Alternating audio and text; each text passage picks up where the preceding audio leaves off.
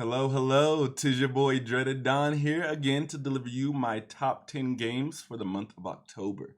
Now, while I don't got a lot of titles that are unknown this month, I got a lot of titles this month that got potential. I feel like that's what the month of October is, man. It's a month full of potential, baby. A month full of potential. And first up on that list of potential, man, is Throne and Liberty. Man, this game, when I first saw it, it did remind me of Black Desert Online. The only difference I noticed at the time is you didn't have you going around grinding packs of mobs. You know, that's one thing about BDO. You will grind the packs of mobs for hours. Now, this game, it released into early access on September the 26th, with it getting its full and free release on October the 1st. I'll be in that second wave of the game, coming in for the combat and the gameplay, you know, which overall just looks fun and impactful, man. And if anything, that's exactly what you want at the core of a game. You want it to feel fun and impactful for the players when they're enjoying it. Now, the game did have a lot of players jumping on board for the early access, and I did get a chance to hear a good little bit about how it's doing. And from what I've heard so far, the quests, man, the quest guidance, it seems like it's a little bit of a hand-holdy system, a little bit on rails, you know what I mean? It just, I guess the quests feel like they're just enough to where you can't mindlessly just go around doing your quest, which I guess is good in one aspect, but they're also not enough to actually get you invested in the story or immersed in anything that you're actually learning about the world. And man, in my opinion, that's exactly the thing an MMO kind of needs. I would say when you're playing an MMO, that's what you're looking for. You're looking for a through and through experience. From the questing, to the exploration, to the crafting, and even the leveling system, man. You want a full experience when you're playing an MMO. So I'm hoping that later on upon release, they get a patch or an update that really gives some life and it has the game match its flair that the visuals are presented with, as well as hopefully it has some good in-game. A lot of people are reaching in-game now, so we'll see. And yeah, I guess we'll just have to see on October 1st when I get my hands on it. Honestly, man, even though I'm not a huge fan of horror games, when I saw this trailer for Until Dawn with its rebuilt enhanced graphics, boy did I want to give it a go. Especially once I learned it was the predecessors to the Quarry, you know. I didn't know that. I learned that in doing my research, you know. Once you do a little bit of research, you learn some shit. Anyways, the Quarry, it's another choice-based horror game, and I just loved being able to make the decisions in that game to affect the group, affect the different story, the outcome. It was just too savvy. It was a savvy time. If you've never had the chance to actually play a choice-based horror game, boy, do I highly encourage it. Highly. Play it with like a group of friends this Halloween. Maybe your lover, you know, sit down, set the mood. I'm telling you, it'll be a phenomenal time. Now, on the other hand, if you did happen to play the original Until Dawn, playing this one in contrast to playing the other one, boy, it's like night and day. It's like night and day from a visual standpoint. And honestly, when it comes to horror games, I think the graphics, you can always up them. I'm hardly ever mad when they improve the graphics, because it always just ups the immersion and in the setting for the game, right? So yeah, Until Dawn releases on the 4th of October. If you decide to pick it up, let me know. I always like hearing how you feel about it. Man, and with this next one, all the damn ups and downs it's had since its damn launch, Diablo 4. I'm hoping this Vessels of Hatred DLC or expansion, I believe it's expansion. I hope it provides us with everything, and I mean everything we need from the jump. I'm not trying to have missing resistances, no lacking of the in-game content, nothing. I want it all. I want it all. Instead of getting it later when it doesn't even matter, right? Now, this expansion just seems a little bit interesting because they're bringing to you a couple of features, right? They're bringing you a new class, new companion, new in-game content. It's all interesting. The new class they're bringing you, the Spiritborn, that's a savvy looking guy right there, right? I mean, you get to control the spirit of a couple of animals, take on their traits, use their strengths. That's pretty dope. Then your companions, you look like you can synergize a couple of good combos with your companion. The Fire Demon Boy looks like he synergizes really well with the Fire Mage. You know, it looks like the Barbarian's gonna have a good synergy. It just looks like all around they're gonna have a couple good features that's gonna be added later on. I do feel like companion systems or helper systems are like kind of becoming more of a thing that games are starting to lean more towards. I don't really mind it just because it helps solo players like myself or anybody else, you know, who has gotten into the habit of playing MMOs by yourself. I feel like it helps us enjoy more group content that's out there, you know? That group content we really want to get to enjoy, but we don't ever get to, because it's like, man, where the hell am I going to find a group to play this damn game with me? It's just nice to see. I just had to make a point to say it is nice to see that companion systems or helper systems are being implemented more to enjoy a wider variety of content. And with Diablo getting its own companion system, I might just have to dip my toes back in this time around to see how things are. You know, might have to check things out. Diablo Vessels Hatred actually releases on October the 8th. Sparking Zero, man. This is essentially Budokai continued and improved. And just off the name alone, just off the goddamn name alone, this game has crazy hype, man. It's the successor to one of the greatest fighting game versions of the animes of my generation. They plan to include everyone, and I mean everyone, my friends, everyone. Super, GT, Z, original Dragon Ball, even some of the characters from the movies, man. Even some of the characters from the movie. God damn, you don't understand how excited I am for this damn game. Each of the characters have their own moves, own finishers. That's 180 plus playable characters if you don't know, bro. It's crazy. This game is going to be fucking nuts. And if you didn't know, get on board now. And if you weren't on board already, let me tell you something. Let's get you on board. Let's hop you on the boat. Let's get you on. Come on. Join me here. Listen. Now, one thing I'm gonna make a point of to say before we get on this boat. They did say that they couldn't actually input a good local split screen just because they actually added so many damn new visual improvements. Visual improvements include the key aura, the clothing destruction when you're battling, the weather changing to your key when you power up. The only reason why they can't have a good local co-op or local split screen mode is because they can't include all of the graphical fidelity that they're going to have originally. And they want to provide that for everybody. You know what I mean? But they did say one way that you can have that split screen if you're trying to get them key battles with the sticks, take it to the hyperbolic time chamber. Take it to the chamber. It's going to have its own exclusive mode where you'll be able to battle, you know, you want to battle your little brother. You want to teach your kid a little lesson. Teach him what it's like to key battle on the sticks, get the sticks rattling. Yes, hyperbolic time chamber. The only pause that they said they're going to have when you take a battle there is that you're going to have to take turns selecting a character. I ain't got no problem doing that. I'm from the original days. That's no problem at all. At all. And shit, man. If you don't got it all, if you don't want to do split screen, you still can do it online. They're still going to have online battles. So be ready for the online trash talk over the mic. Because you know we're going to rattle the sticks online. Oh, man, listen. Along with head-to-head, they got two other modes they're going to include, right?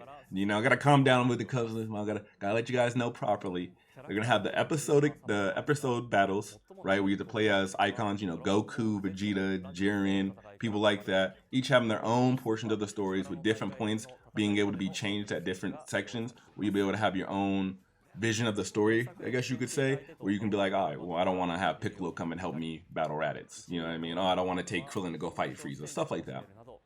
And then they're also going to have custom battles. Now, in custom battles, it's kind of exactly how it sounds. You're gonna have different types of modifiers, like the ki, the time, the health. On top of this modifier system you're gonna have is a little cut scenes. I think that's what's gonna be really cool. I think that a lot of people are gonna start standing out content creation wise with the cutscene modes. You'll be able to create your own different cutscenes before and after the battles, as well as your own battle scenarios to make, you know, really just make your own battle your own. Add your own spice to it. All in all, man, Sparking Zero just looks like it's gonna be everything Budokai was and more. Dropping on the 11th. The 11th. Man, if I haven't expressed my excitement for New World Aeternum, for it coming to console, I don't know what's gonna express it enough, man. Now, I might just be a little bit optimistic and keeping my eyes up when it comes to the game, but I truly hope Amazon Game Studios doesn't fumble the damn bag when it comes to this opportunity to raise your game from your self-dug grave. Alright? With the proper care and focus, New World has that core, the potential, and the player base to be an absolutely phenomenal Chef's Kiss MMO. And it might just last for some time.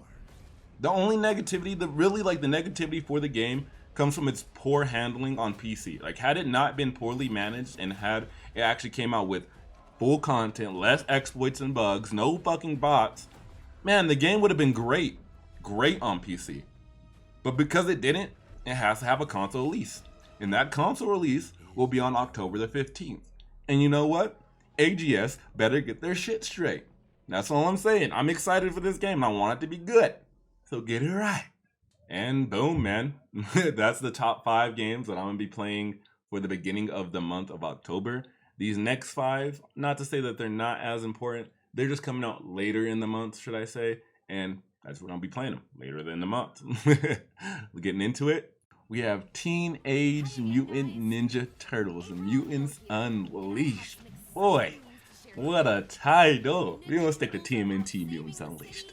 That's what we know them as, that's what we'll stick to as, right?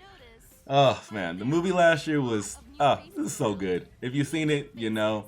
If you didn't, go see it. Because even just talking about it and me doing my research for it made me want to watch it again. So I think I know what I'm going to be doing later on. Anyways, the game just looks like it's going to be a solid beat 'em up to just enjoy with the homies. Maybe the kids if you got them. Maybe spend some time on a DLC if they decide to drop one, which would actually be really cool. Because I heard they're supposed to be dropping a movie. I'm not 100% sure. Don't quote me on that. But if they do, to drop them in tandem would be super savvy. In the game, each of the turtles looks like they have a good set of moves as well as emphasis on their unique fighting styles. You know, my boy Donnie has that technical bow staff flair. Our boy Mikey's still spinning his nunchucks through him. Our boy Raph still raging. Leonardo still slicing and dicing. Man, I love the Teenage Mutant Ninja Turtles, man. I grew up with them, so I'm looking forward to this one dropping. Comes out on the 18th of October. If you're looking to pick it up, I know I am. Now, Sonic X Shadow Generations makes it on the list because of Sonic's name and nostalgia for me alone. I was always more of a Mega Man kid, for sure. Always more of a Mega Man kid. But I still hold Sonic right there in my heart. Lives rent-free in my dome.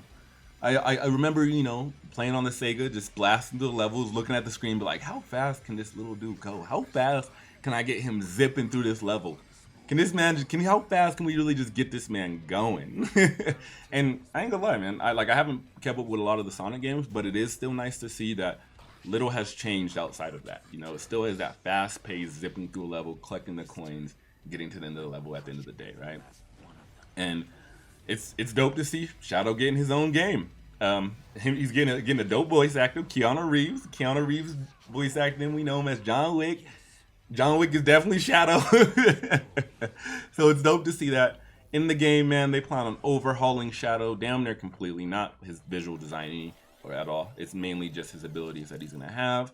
The gameplay, the soundtracks, solid Shadow voice actor. Yeah, man, like, there's not much you can really ask for in a Shadow, more in a Shadow game, right? Yeah. It's releasing on the 25th of October. Pick it up. I don't see why not. If you don't want to pick it up, then you know you'll hear about it. You'll hear about it from me. And another title you'll hear about from me, maybe. I don't know about this one. This is on the list because, again, if you haven't noticed, nostalgia, you'll win me over with nostalgia every time. Anyways, it's Black Ops 6, man. I haven't touched this series in years. I haven't touched it since Black Ops 3. I mean, I do hear every now and then that the games are still worth it for the single-player campaign. I heard it's like a solid play.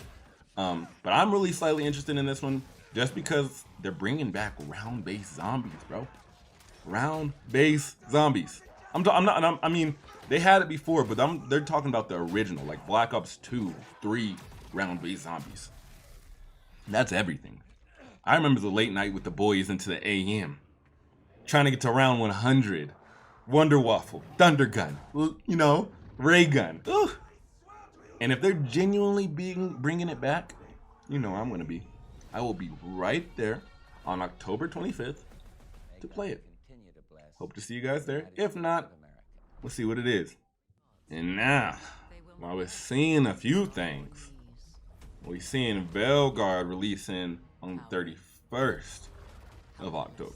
Right at the very end of the month. Now, I'll be honest, I'm gonna play this just because I enjoy Dragon Age in name. In name. And you know it's Dragon Age. So if you play Dragon Age 1, 2, Inquisition, you know you gotta feel for it. You understand like where I'm coming from, right? I don't want to exactly let go of this series without saying goodbye. I gotta say goodbye, right? And so this time, I just want to see what they're offering. I'm interested to see if they can still give me a solid story with a little bit of a dark and deadly tone to it. Even though they got a whole graphical overhaul, you know, I'm always just a sucker. I'm a sucker for fantasy games. And look where I'm at. I'm right here. I'm right here for Dragon Age, man. So I'm thinking I can look past the cartoonist graphical change and maybe we'll be able to see what it really is offering on release. Now, these next two, I couldn't really decide which one to put on the list. They would have went before Dragon Age and Black Ops, but I couldn't decide on which one to place on the list. So I was just like, yeah, well, it's whatever. We're just gonna put them both on the list, right? Anyways, they're both early access and they are both PC only. And first of the two is Thronefall. To be honest, man, Thronefall really just caught my interest because I haven't played a tower defense game with really addicting a graphics since Balloon Tower Defense, if I can remember last. It's been a while. All I can say is it's been a while. The color palette and the smooth gameplay of this game, man, it just made me think immediately, man, this would just be such a chill, fun game to play. Like when you don't know what game you want to play that weekend or that week, or you get home and you're like, I got 20 minutes to play a game. I don't know what I want to play. Thronefall. It just seems like Thronefall is something you can just boot up and be like, man, I'm chilling. I'm having a good time. And honestly, I need more games like that in my library. So I will definitely be picking up Thronefall when it has its full release on the 11th of October. And the second one of the two is Zero Sievert. It's a top-down extraction, similar to something like Escape from Tarkov, in the extraction sense, of course. It's an 8-bit style. It's a bit style game, not 8-bit, but the bit style.